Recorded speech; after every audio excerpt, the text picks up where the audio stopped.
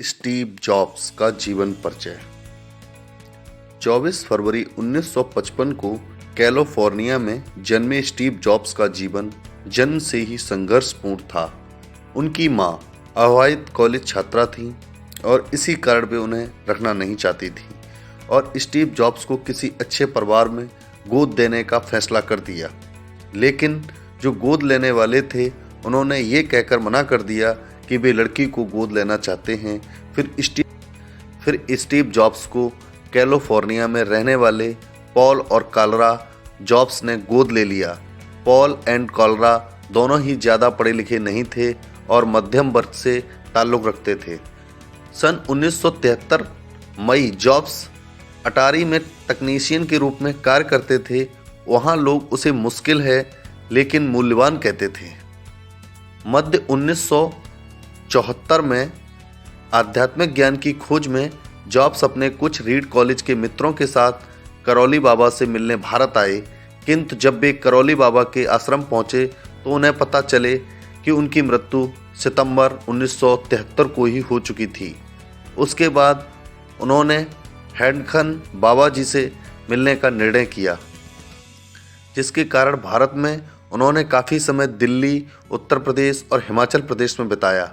सन 1976 में Steve Wozniak मैकिन्टॉश Apple एक computer का आविष्कार किया।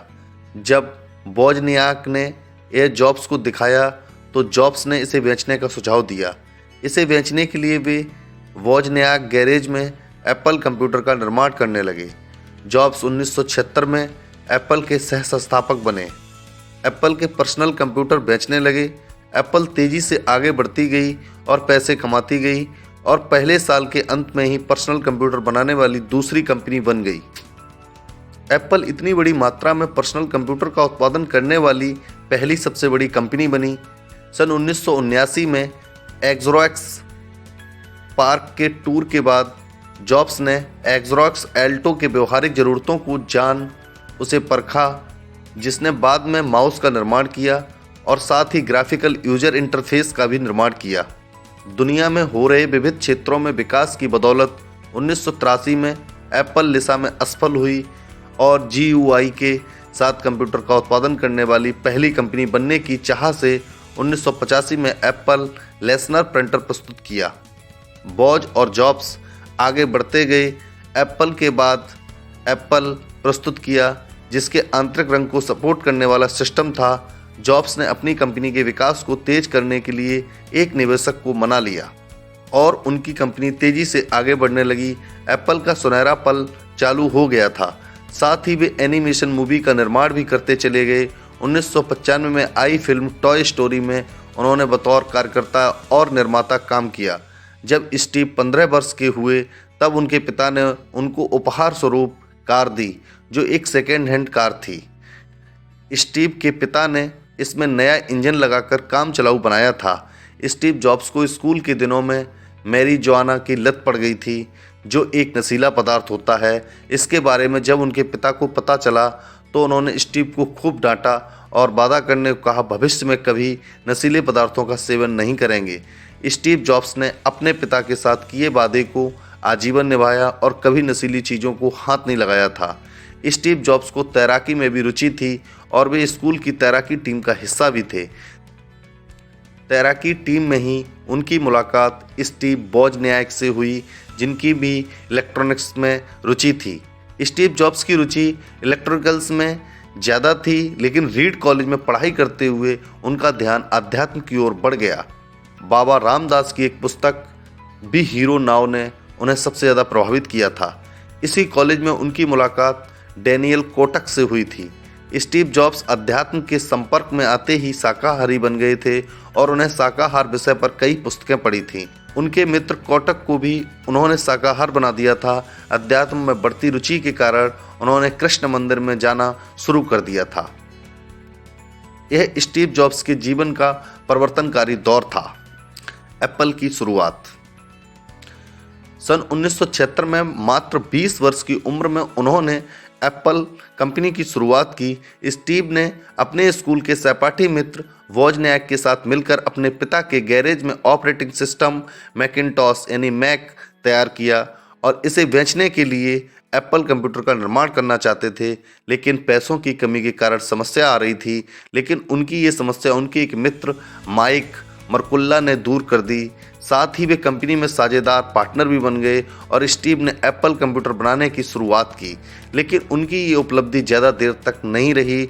उनके साझेदारों द्वारा उनको नापसंद किए जाने और आपस में कहासुनी के कारण एप्पल कंपनी की लोकप्रियता कम होने लगी।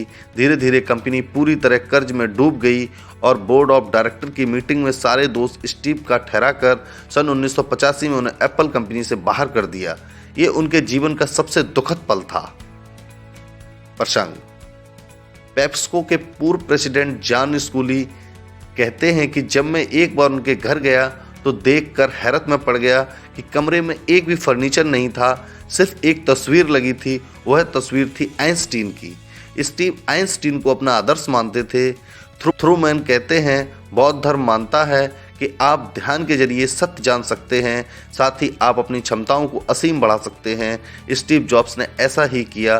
संघर्ष के दिनों को याद करते हुए उन्होंने कहा, एक ऐसा भी वक्त था जब मैं जमीन पर सोने को मजबूर था। हर रविवार को हरे कृष्ण मंदिर में लंगर लगता था। वह खाने के लिए मैं 7 किलोमीटर पैदल चलकर जाता था। इसलिए असफलता और खराब हालात से परेशान होने की जरूरत नहीं है। स्टीव ने एक बार स्वीकार किया था कि उन्होंने एससीडी ड्रग का इस्तेमाल किया था। विचार। आओ आने वाले कल में कुछ नया करते हैं, बजाय इसकी चिंता करने की कल क्या हुआ था। आपका समय सीमित है, इसलिए इसे किसी और की जिंदगी जीकर व्यर्थ मत कीजिए। बेकार की सोच में मत फंसिए। अपनी जिंदगी को दूसरों के हिसाब से मत चलाइए। औरों के विचारों के शोर में अपने अंदर की आवाज को, अपने इंस्टीट्यूशन को मत डूबने दीजिए। वे पहले से ही जानते हैं कि तुम सच में क्या बनना चाहते हो। बाकी सब गॉड है। डिजाइन सिर्फ यह नहीं है कि चीज कैसी दिखती है, महसूस होती है। डिजाइन यह है कि चीज काम कैसे करती है। यह निश्चय करना कि आपको क्या नहीं करना उतना ही महत्वपूर्ण है जितना कि ये निश्चित करना कि आपको क्या करना है। इस बात को याद रखना कि मैं बहुत जल्द मर जाऊंगा मुझे अपनी जिंदगी के बड़े निर्णय लेने में सबसे ज्यादा मददगार होता है, क्योंकि जब एक बार मौत के बारे में सोचता हूं तब सारी उम्मीद, सारा गर्व, असफल होने का डर, सब कुछ गायब हो जाता है और सिर्फ वही बचता है जो वाकई जरूरी है। इस बात को याद करना, एक दिन मरना। किसी चीज को खोने के डर को दूर करने का सबसे अच्छा तरीका है आप पहले से ही नंगे हैं। ऐसा कोई कारण नहीं है कि आप अपने दिल को न सुने। कई कंपनियों ने छटनी करने का फैसला किया, शायद उनके लिए ये सही होगा। हमने अलग रास्ता चुना। हमारा विश्वास है कि अगर हम कस्टमर के सामने अच्छे प्रोडक्ट्स रखते रहेंगे तो वो अपना पर्स खोलते रहेंगे। दिलचस्प विचारों और नई प्रौद्योगिकी को कंपनीज में परिवर्तित करना जो सालों तक नई खोज करती रहे, ये सब करने के लिए बहुत अनुशासन की आवश्यकता होती है। मृत्यु। स्टीव को सन 2003 से पैनक्रियाटिस की नामक कैंसर की बीमारी हो गई थी, लेकिन फिर भी वे रोज कंपनी में जाते ताकि लोगों को बेहतरीन से बेहतरीन टेक्नोलॉजी का प्रदान कर सकें। और कैंसर बीमारी के चलते 5 अक्टूबर 2011 को पालो आल्टो कैलिफोर्निया में उनका निधन हो गया।